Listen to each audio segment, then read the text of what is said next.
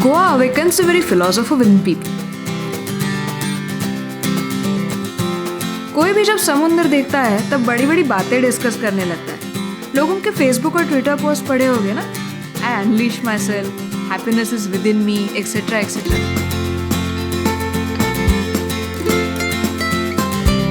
What I mean is that there's something about Goa that makes people introspect and welcome a change, often a positive one.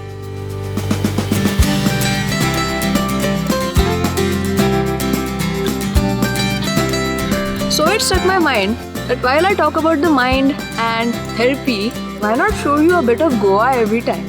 I mean, it becomes a double therapy, right? So here it is, the Goa therapy.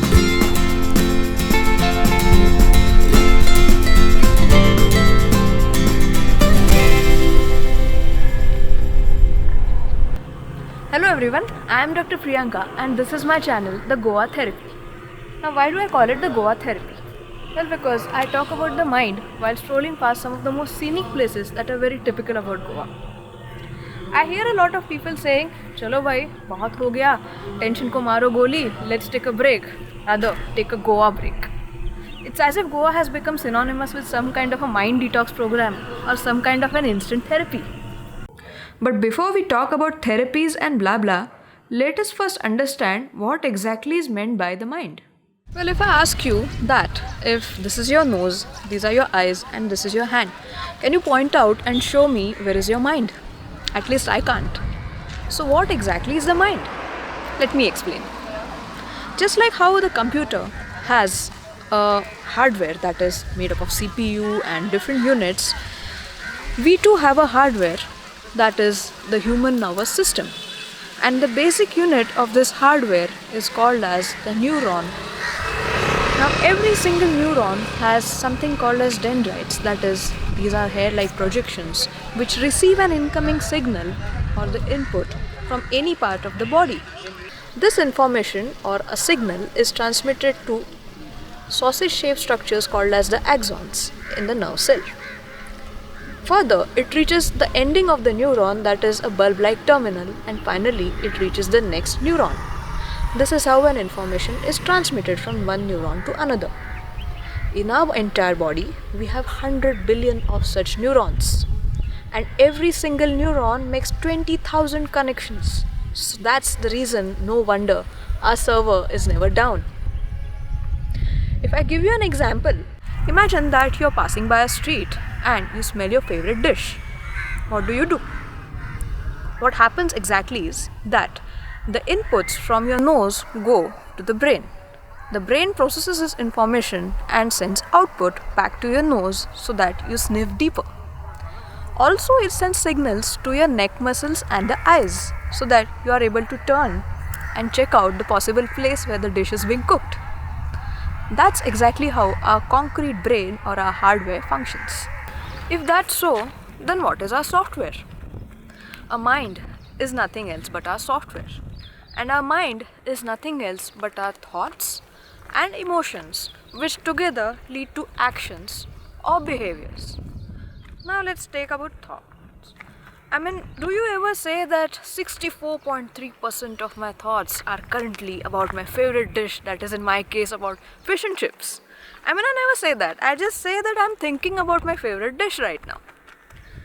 Let's see about emotions. Do I ever say that I am 50 kilos happy or 30 centimeters happy or 10 minutes happy or something like that? Never.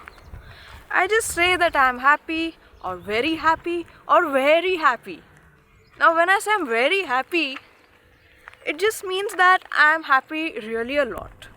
And surprisingly, without even physically quantifying it, my friend as well comes to know that I'm really happy because he or she has sometime in their life gone through the same emotion. Now let's see about actions. I mean, do I ever say that 22 out of 25 of his actions suggest that he is working hard to grow his business? No, we never say that. We just say that he's working hard to grow his business. So that's how it is. A mind is made up of thoughts, emotions and behavior which can't be quantified in kilos or centimeters or minutes, anything. And that's the reason they are abstract. And so a mind is the abstract brain. Now, this concrete brain and the abstract brain, that is our mind, they both go hand in hand with each other. That is, if you think about the neuron again, then as we have seen that the nerve terminals transmit signals from one neuron to the other. So basically the unit is neuron. Now our thoughts and emotions are also transmitted as a nerve impulse. But this occurs through certain specialized chemicals that are present at the end of every neuron, that is between two neurons. And have you ever heard of serotonin, dopamine, norepinephrine, something like that? Well, we often hear about adrenaline rush aa gaya and all that thing. It's nothing else but your neurotransmitters, which practically help you transmit your thoughts and emotions across the brain. So, all these disorders which we say chemical locha ho gaya, it's nothing else because of disturbance in these neurotransmitters in the brain. And you see a lot of people suffering from depression, anxiety and schizophrenia. That's basically because of that. So now this abstract brain and concrete brain together helps us sense or perceive the things around us. That is, a concrete brain helps us sense things around us, and the abstract brain helps us perceive things around us. Now, we notice a lot of difference in the way two people who are experiencing the same sense have a difference in the way they perceive a thing. Let's see it how. Imagine myself going by a street with my friend, and let's say that I love fish and there's a lot of fishing going on there and it's a shore around. So what do I do when I love fish? I sniff deeper. While my friend who, let's say, hate fish, she walks away in disgust and holds a handkerchief on her nose. That's the difference in the way two of us perceive the smell of fish. Now, while applying this to our day-to-day life for significant life events, let's say failure in a relationship, we often see the difference between how two people perceive a life event differently. One person might take it as a catastrophe and go into depression or do some harmful behavior like a suicide attempt, while a person who has a different way of taking the life event, rather a healthy way of taking it, will perhaps take a lesson from it and move on in life.